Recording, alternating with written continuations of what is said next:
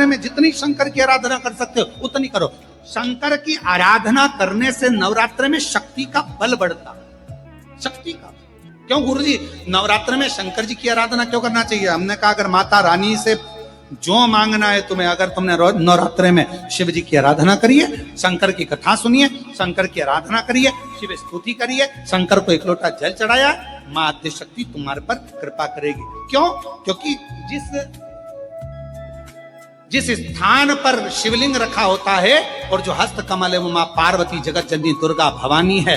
जब हम जल चढ़ाते हैं मां आद्य शक्ति अम्बा जगदम्बा 64 योगिनियों पर वो जल चढ़ जाता है और जगत जननी नवरात्र में प्रसन्न हो। ये जो आप पहले दिन ही कलश स्थापना होती है और पहले दिन ही आपको ये ज्ञान हो जाए कि बच्चे पूछे कि कलश क्यों रखा जाता है, कलश के ऊपर आम के पत्ते क्यों लगाए जाते हैं, कलश के ऊपर नारियल क्यों रखा जाता है, कलश के ऊपर 9 बार मोली क्यों बांधी जाती है, मोली मतलब लच्छा नाड़ा 9 बार क्यों लपेटा जाता है नारियल के ऊपर, कलश के ऊपर जब रखते हैं।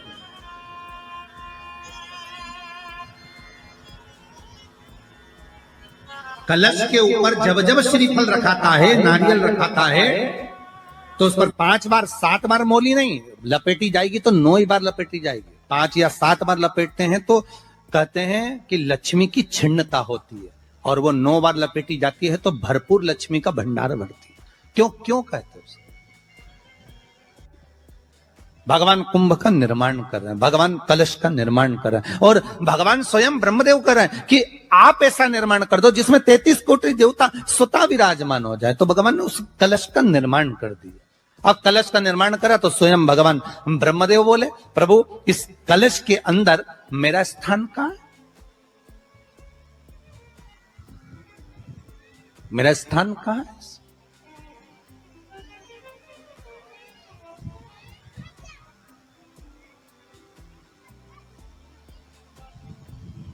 बहुत ध्यान देना महाराज, कलश का जो मुख होता है उस मुख पर भगवान विष्णु का स्थान होता है। किसका स्थान है? भगवान विष्णु का। थोड़ा सा नीचे आओगे, जहां से कलश का मुख दबा हुआ होता है वह जगह भगवान स्वयं शिव की होती है। किसकी जगह है? भगवान शंकर की। कलश का अग्रभाग, नीचे का भाग जहां से फैला हुआ होता है वहां ब्रह्मा का आधिपत्य स्थापित होता है। फिर कलश का जो नीचे का भाग होता है वो भगवान शिव और शक्ति का स्थान होता है।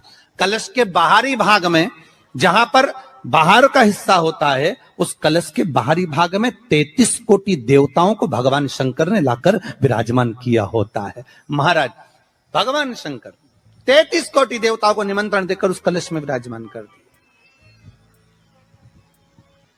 कितना सुंदर लिखा है देवी भागवत के अंदर कि जहां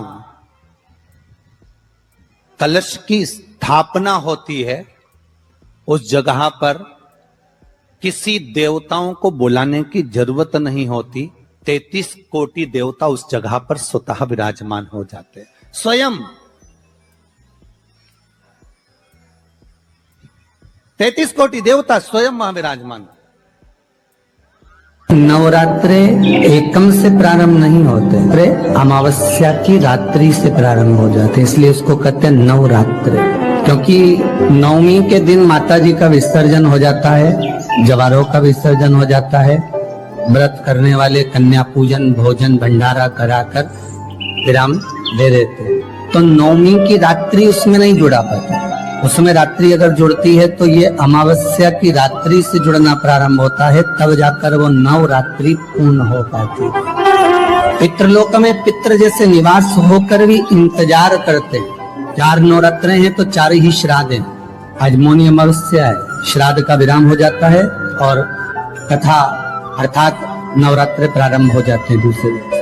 तो यहाँ शास्त्र कह रहा है जैसे हमें प्रतीक्षा रहती है कोई अच्छे कार्य की, कि घर में कोई शुभ कार्य हो, घर में कोई अच्छा आयोजन हो तो अपने को आनंद होगा, प्रसन्नता होगी। उसी तरह हमारे जो पूर्वज चले गए, जो पूर्वज चाहे वो अधोगति में गए हो चाहे वो देवगति में गए हो, चाहे वो पितृलोक में निवास कर रहे हो, तो जितने भी पितृलोक में निवास करने वाले पूर्वज होते हैं वो भी ये विचार करते हैं कि हमारे घर के वंश द्वारा, हमारे वंशजों द्वारा कोई ऐसा सत्कर्म हो जिससे हमारे जीवन की वितृप्ति हो और हमें आनंद की अनुभूति हो। और ध्यान दीजिएगा महाराज, नवरात्रि में भी देवी की आराधना का एक स्मरण का सुख है महाराज। ज्योत का विधान है, नवरात्रि में देवी की ज्योत लगती है, अखंड ज्योति लगती है, जवारे बुआए जाते हैं, कलश लगता है। ज्योत का भी विधान है, जिसके यहां दिया अखंड जलाया जाता है, अगर वो दिए की लो, दिए की बाती अगर दक्षिण दिशा की होती है तो उसके घर में साल भर में एक घात जरूर होती है।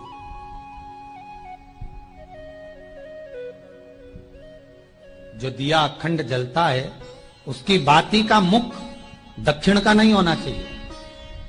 अगर आपने देवी भागवत का स्मरण करा हो, देवी भागवत को अगर सुना हो, तो देवी भागवत में स्पष्ट किया गया कि पूर्व की ओर मुख करा हुआ दिया, अर्थात पूर्व की ओर ज्योत जो जलाई जाती है वो संपदा की वृद्धि करती है। पश्चिम की ओर मुख कर कर जो ज्योत लगाई जाती है महाराज, वो वैभव को देती है। और उत्तर की ओर जो मुख कर कर ज्योत जलाई जाती है, उत्तर की ओर जो ज्योत का मुख रहता है वो आयु की वृद्धि करती है, घर में अकाल मौत को रोकती है।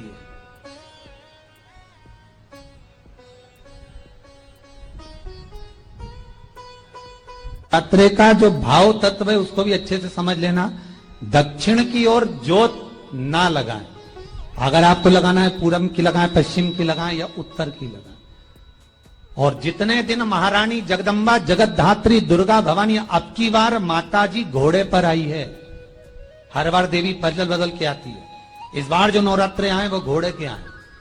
तो घोड़े पर जो देवी जी आती है वो समृद्धि को देने वाली आती है, लक्ष्मी की वृद्धि करने वाली आती है। जैसी घोड़े की रफ्तार होती है उस रफ्तार से लक्ष्मी घर में आती है। तो ये मत सोचना कि कोरोना महामारी ने हमको नीचे गिरा दिया या कोरोना महामारी ने रोक दिया, कमाई के स्रोत रोक दिए, धन रोक दिया, चिंता मत करना।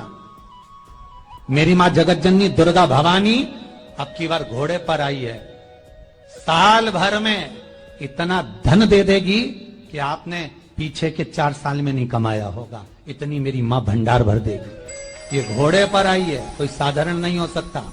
देवी भागवत में स्पष्ट किया गया, जब जगदम्बा मगर पर आती है उसका भाव अलग है, और जगदम्बा जब हाथी पर आती है उसका भाव अलग है, और जगदम्बा जब घोड़े पर आती है तो जगत को समृद्धिवान बना देती है, वैभव में कमी नहीं आती। अभी भले दुनिया के लोग अभी रोते हैं कि पैसा नहीं आ रहा, कोरोना महामारी ने सब तोड़ दिया, रोक दिया, पर चिंता ना करना, मेरी मां अगर घोड़े पर आई है तो उसका सुख आपको जरूर मिलेगा। एक जरा सी मिट्टी की दुकान भी अगर आप खोल कर बैठेंगे तो चांदी और सोना के बराबर कमाएंगे, इतना धन देगी वो मां, साधारण नहीं है मेरी माता।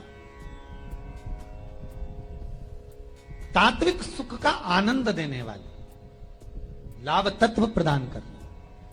और नवरात्रि में भी अगर आपकी कोई कामना है, आपकी अगर इच्छा है, आपका मन है, तो जगत जननी की आराधना करो। पति और पत्नी में अगर क्लेश है तो जगदम्बा के मंदिर में मक्खन चढ़ाओ, प्रेम बढ़ जाएगा। आपको लगता है कि पति कोई अन्य स्त्री से लगा हुआ है या परिवार टूट रहा है, तलाक तक पहुंच गया है, तो माता के मंदिर में आप ध्वजा लगवाइए, उस ध्वजा पर मक्खन लगाकर लगवाइए, आपको लाभ मिलेगा। महाराज, यदि आपको लगता है कि बच्चे बहुत ज्यादा अपशब्द बोल रहे हैं, मुंह चला रहे हैं और प्रेम नहीं रख रहे, तो माता के मंदिर में लाल पुष्प, लाल चंदन और लाल चूड़ी मां को समर्पित करिए, प्रेम बढ़ेगा। बच्चा कभी आप जी से कम नहीं बोलेगा, प्रेम की भाषा निकलेगी मुंह से। मां जगतजननी की आराधना, जगदम्बा की उपासना। नवरात्रि में 9 दिन में से कोई एक दिन ऐसा ले लो जिस दिन कन्याओं का भोजन कराओ, साथ में उनको लाल चुनरी ओढ़ाओ या कोई लाल वस्त्र, लाल पूजन की सामग्री उनको दो, सुख मिलेगा, आनंद आएगा। क्यों बोलते हैं? उसको बोने का कारण क्या है? केवल कोई कहे कि हम ठाकुर जी को भजते हैं, भगवान कृष्ण को भजते हैं, कोई कहे हम तिरुपति बालाजी को, नारायण को भजते हैं, कोई कहता है कि हम हरि विट्ठल को, पांडुरंगा को भजते हैं, हमारे यहाँ हाँ हम इनको भजते हैं तो जवारे नहीं बोते। ना ना, पुष्टि मार्गी है, ठाकुर जी की सेवा करने वाला है, उसके यहाँ भी ये 9 दिन जवारे बोए जाते हैं। रामानुज संप्रदाय से जुड़ा हुआ है, नारायण की पूजन कर रहा है, उसके घर में भी जवारे बोए जाते हैं। पांडुरंगा हरि विट्ठल की उपासना कर रहा है, उसके घर में भी जवारे बोए जाते हैं। जवारे का महत्व हमारे यहाँ शास्त्र कहता है। क्या महत्व है उसका, क्या फल है उसका? महाराज, जब देवी माता ने दुर्गा भवानी को पंचायत में बुलाया गया, शिव पंचायत में मां दुर्गा बैठी हुई है, और शिव पंचायत में जब दुर्गा भवानी बैठी, उपद्रवियों ने उपद्रव मचाया, अहंकारियों ने अहंकार मचाया, असुरों ने, राक्षसों ने हाहाकार मचाना प्रारंभ करा। तब उस समय पर देवाधिदेव महादेव माता पार्वती को देखकर, दुर्गा भवानी को देखकर मुस्कुरा रहे थे। केवल शिव मुस्कुरा रहे हैं, पार्वती को देखकर, दुर्गा भवानी को देखकर, मां जगत जननी को देखकर केवल मुस्कुरा रहे हैं। तब देवता सूर्य नारायण ने भगवान शिव जी को देखकर हाथ जोड़कर प्रार्थना करी। भास्कर देव बोले, सूर्य नारायण बोले, बाबा मेरे मन के संशय को मिटा दीजिए। शिव जी ने पूछा क्या काम है, बोलो क्या चाहते हो? शंकर भगवान से सूर्य देव, भास्कर देव कहते हैं, प्रभु आपके मुस्कुराने का कारण क्या?